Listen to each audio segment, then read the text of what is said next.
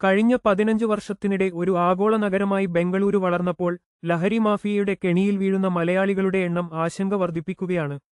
നഗരത്തിലെ പ്രമുഖ കോളേജുകൾ, ബഹുരാഷ്ട്ര കമ്പനികൾ, പബ്ബുകൾ എന്നിവ കേന്ദ്രീകരിച്ചാണ് ലഹരി സംഘങ്ങൾ പ്രവർത്തനം നടത്തുന്നത്. ഈ വർഷം ഏപ്രിൽ 30 വരെ ബംഗളൂരു പോലീസ് രജിസ്റ്റർ ചെയ്ത 1959 കേസുകളിൽ 256 എണ്ണം ലഹരി ഇടപാടുകളുമായി ബന്ധപ്പെട്ടതാണ്.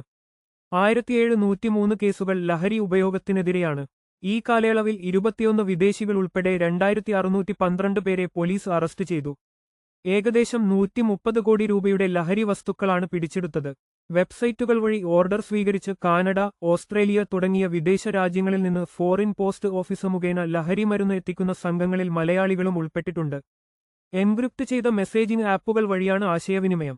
കാനഡയിൽ നിന്ന് പാൽപ്പൊടി ടിന്നുകളിൽ ഒളിപ്പിച്ചു ലഹരി കടത്തിയ സംഭവത്തിൽ ഇന്റർപോളിന്റെ സഹായം വരെ അധികൃതർക്ക് തേടേണ്ടി വന്നു. സ്കൂളുകൾക്ക് സമീപത്തെ പെട്ടിക്കടകളിൽ പോലും മിഠായി രൂപത്തിലുള്ള രാസലഹരി സുലഭമാണ്. ഇത് 8 മുതൽ 12 വരെ ക്ലാസുകളിൽ പഠിക്കുന്ന കുട്ടികളെയാണ് ലക്ഷ്യമിടുന്നത്. വീസ കാലാവധി കഴിഞ്ഞും നഗരത്തിൽ തുടരുന്ന വിദേശ വിദ്യാർത്ഥികൾ മുഖേനയും ലഹരി ഒഴുകുന്നുണ്ട്. മലയാളി വിദ്യാർത്ഥികളെ ലഹരി ഇടപാടുകാരായി ചിത്രീകരിച്ച് ഭീഷണിപ്പെടുത്തി പണം തട്ടുന്ന സംഘങ്ങളും സജീവമാണ്. ഇത്തരം വാർത്തകൾക്കായി ഞങ്ങളുടെ ചാനൽ സബ്സ്ക്രൈബ് ചെയ്യുക.